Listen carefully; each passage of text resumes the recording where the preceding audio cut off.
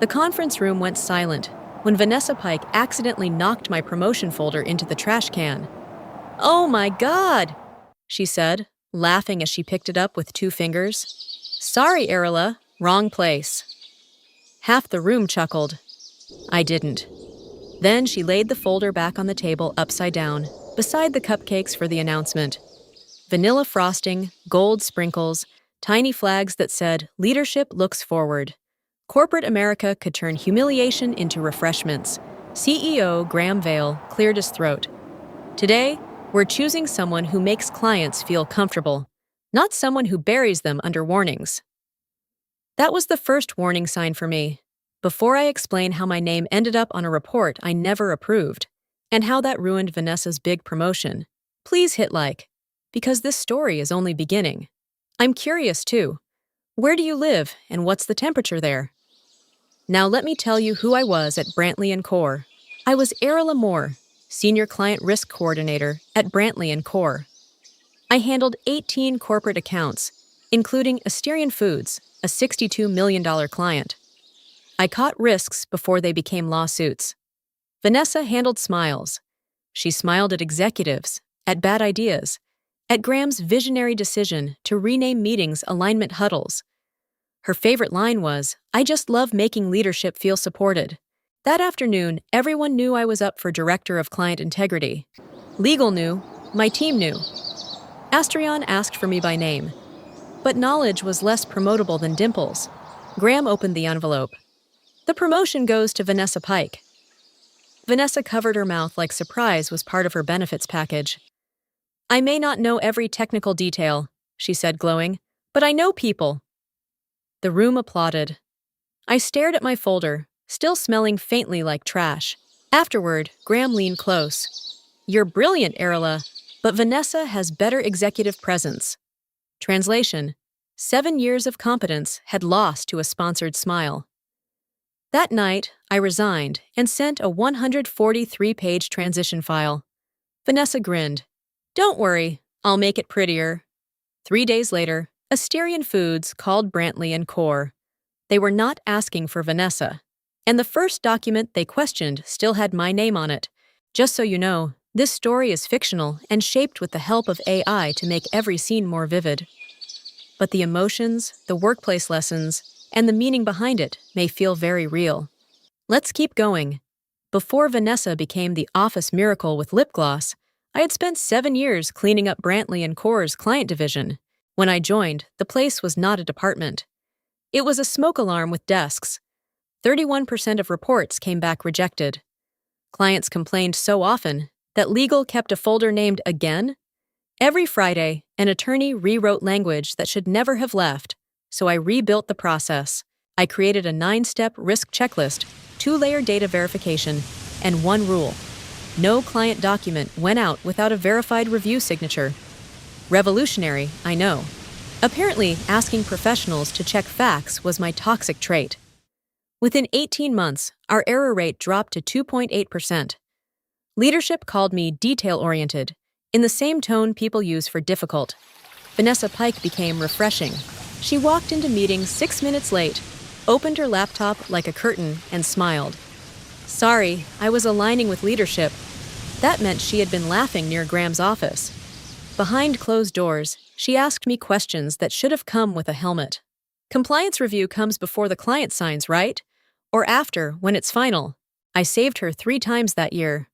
A wrong tax appendix, a missed data privacy deadline, and an outdated contract template that had expired 14 months earlier. Each time, she floated into the recap call and said, "Our team handled it beautifully." Our team, of course, meant I worked until midnight while she added a warmer introduction slide. Then came Asterion Foods. Graham assigned Vanessa to lead the quarterly presentation because nothing says risk management like good cheekbones and no context. 10 minutes before rehearsal, she leaned over my desk and whispered, "Can you make the risk section sound simple enough for me to say naturally?" I did my job. This time, I saved every edit, every warning, and every handoff email. Because after I resigned, Vanessa sent Asterion a report. At the bottom, it still said, "Reviewed by Erila Moore," After Vanessa sent that report, Astrian Foods received what looked like a consultant's dream. Soft blue headers, glossy pie charts, clean spacing, and a cover page that probably made Graham feel emotionally safe. Vanessa had even added a sentence at the top. Our integrity remains our highest priority. Beautiful words, especially on a document carrying the name of a woman who no longer worked there. I did not see the report that morning. I was home, drinking coffee from a mug that did not say teamwork on it, enjoying my first quiet Monday in years. But over at Asterion, Marianne Holt, their general counsel, was reading page 9 with the expression attorneys get when something smells expensive. Marianne knew my writing. My risk notes were direct, numbered, and irritatingly specific. If a clause exposed them in 12 states, I said 12 states. If a deadline was 45 days away, I did not write soon. This report said potential concerns may be monitored as needed. That was not risk analysis. That was a fortune cookie wearing a blazer. Marianne called Brantley and Core and asked, "May I speak with Erila Moore?" Vanessa answered. I was told later she sounded cheerful, which was brave, considering she was standing on a trapdoor she had decorated. "Erila is no longer with us," Vanessa said, "but I've taken over her responsibilities." There was a pause. "Then why is her name on the review certification?" Marianne asked. Vanessa chose the kind of answer that makes lawyers blink slowly. It's more of a legacy template. Somewhere, I imagine every legal department within 10 miles felt a chill. Marianne asked for written confirmation that I had reviewed and approved the report. Vanessa replied with a masterpiece of corporate fog. The document followed Erila's established review framework. But Asterion had not asked about a framework. They had asked who accepted legal responsibility. By 4:18 p.m., Marianne found my personal email in an old contact sheet. Her message had one attachment and one question. "Did you review the attached report?" I opened Marianne Holt's email twice, because the first time my brain refused to accept the attachment. There it was, a new Asterion report, dated after my resignation, polished until it looked expensive. And at the bottom, under review certification, sat my name, Erila Moore. Not Vanessa's, not Graham's, mine. I did not smile. I did not panic. I did not call anyone and start throwing adjectives around like office confetti. I simply understood what had happened. Vanessa had not wanted my job. She had wanted my credibility stapled to her performance. So I replied in 4 sentences. No, I did not review, approve, authorize, or certify this report. My last working day was March 28th. All post-departure materials should not carry my review signature. Please treat any such use as inaccurate. No insults, no sob story, no tiny angry emoji, just facts. And facts, I had learned, are very rude to people who survive on charm. Marianne moved fast. Within an hour, Asterion formally requested Brantley and Core's edit logs, final approver names, my transition package, and every client document sent after my departure. Suddenly, Vanessa's pretty report had become a paper trail with excellent lighting. An internal meeting followed. Someone forwarded me notes later, because corporate panic travels faster than payroll. Vanessa apparently laughed and said, "This is being blown out of proportion." Of course it was. Accountability always feels dramatic to the person holding the match. I sent Marianne my full 143-page handoff email, including the line I had written in bold. All future reports must remove my certification block unless reviewed by me prior to departure. By 5 o'clock, legal found 11 documents sent after I left that still carried my review certification. Vanessa tried one last dance. I didn't forge anything. It was already in the template. The company attorney answered, "You sent it." Then came the detail that turned the room cold. One of those 11 reports involved an $18 million data privacy clause alone. Asterion did not cancel right away. That would have been dramatic, fast, and far too merciful. Instead, they activated the audit rights buried in Section 14 of the Master Service Agreement, the kind of clause executives ignore until it walks into the room carrying a binder. They wanted process logs, approval records, document history, and names. Especially names. I was not in the building anymore, but by then my phone had become a quiet little museum of forwarded panic. Vanessa, according to one message, tried to turn the whole thing into a misunderstanding. "Asterion loves me," she told leadership. "I had a great rapport on the welcome call." Rapport.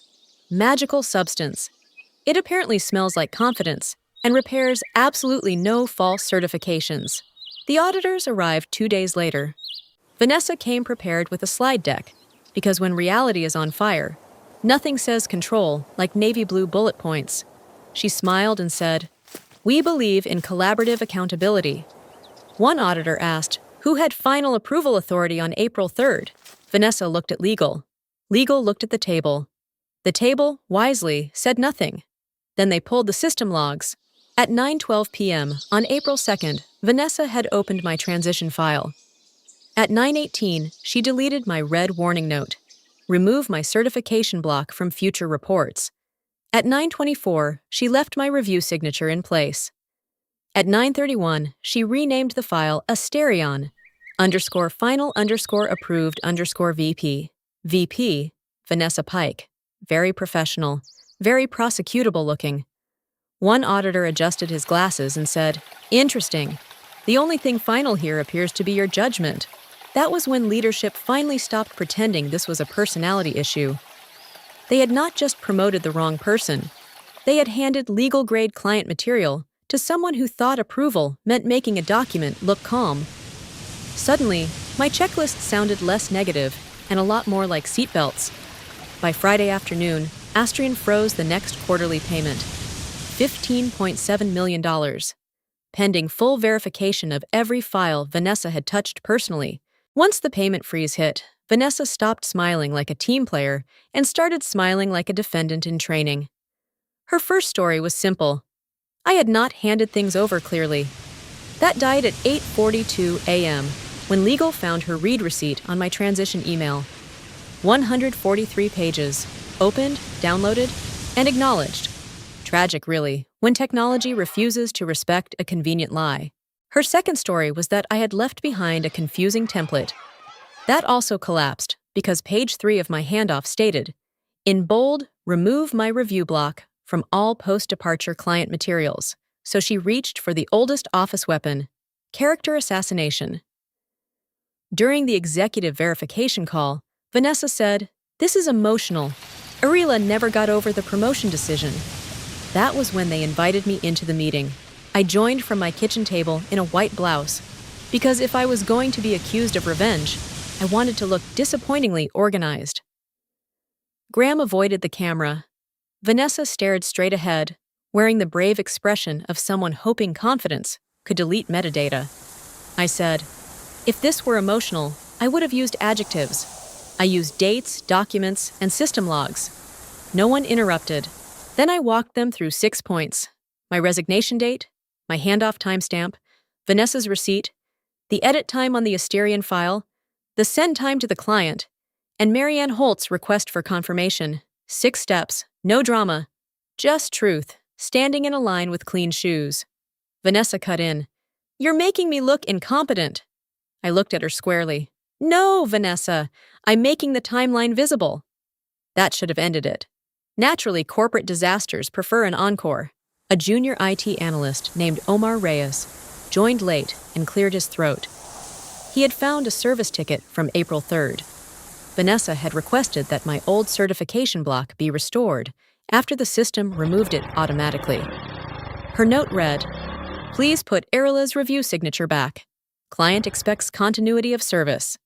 After Omar's service ticket surfaced, Asterion stopped treating the problem like a clerical mistake and scheduled a formal breach review. I was not supposed to attend. Then Marianne Holt sent me a calendar invite with one sentence, "We need the person who understands the work." So I joined as an observer, camera off, while Brantley and Core tried to save a $62 million relationship with phrases polished smooth by fear. Richard Calloway, our CEO, opened with his best boardroom voice. "We deeply value this partnership." Marianne replied, "We value accuracy." That gentle sentence landed like a gavel wrapped in silk. Asterian's demands came next: an independent audit, refund of the disputed quarter's consulting fees, and immediate removal of Vanessa from any account touching Asterian data. No debate, no alignment huddle, just consequences, finally wearing shoes. Vanessa, however, refused to sink quietly. She leaned toward the microphone and said, "I built trust with your team." Marianne looked at her for a long second. "No, Erila did. You inherited the room and mislabeled the work." For once, Vanessa had no smile ready. Then Asterian's privacy officer shared a new finding. In Vanessa's report, one data confidentiality clause had been summarized incorrectly. That error could have pushed Asterian out of compliance with supplier commitments in 12 states. Estimated exposure, $18 to $24 million. I watched Richard's face change. 2 weeks earlier, he had called Vanessa executive material. Now he looked at her like a liability with lip gloss. Vanessa tried one last turn. "My team should have caught that before it reached me." 3 people from my former team immediately forwarded emails showing they had warned her. Dates, subject lines, highlighted sections. Apparently, betrayal is less effective when everyone uses Outlook. The room went quiet again, but this time nobody laughed. Marianne closed her folder. Asterian will not continue with Brantley & Core unless Erila Moore is retained as an independent transition advisor, starting this week. And that was how Vanessa lost control of the very account she had been promoted to impress. The next morning, Brantley & Core called me like a man dialing the fire department after removing every smoke detector himself. It was Graham Vale. The same man who said I lacked executive presence now sounded as soft as butter left on a dashboard. "Erila, we'd love to explore a temporary consulting arrangement." I asked. "For whom?" He paused. "For us, technically." "Then no." Silence. Beautiful, billable silence. 20 minutes later, Asterian called separately. Marianne Holt made the terms clear. I would not represent Brantley & Core. I would serve as Asterian's independent transition advisor, protecting their data, reviewing the disputed files, and documenting exactly what had been touched after my departure. $850 an hour, minimum 120 hours. I accepted, with conditions. Every meeting recorded, every file shared through secure channels, no quiet edits, no hidden responsibility, and absolutely no use of my name to sanitize old mistakes. 2 days later, I entered the transition meeting on Asterian's side of the table. Vanessa was there too, but not at the head anymore. She sat beside an HR attorney, hands folded, smile running on emergency power. "Funny how things work out," she said. I opened my laptop. "Not funny, documented."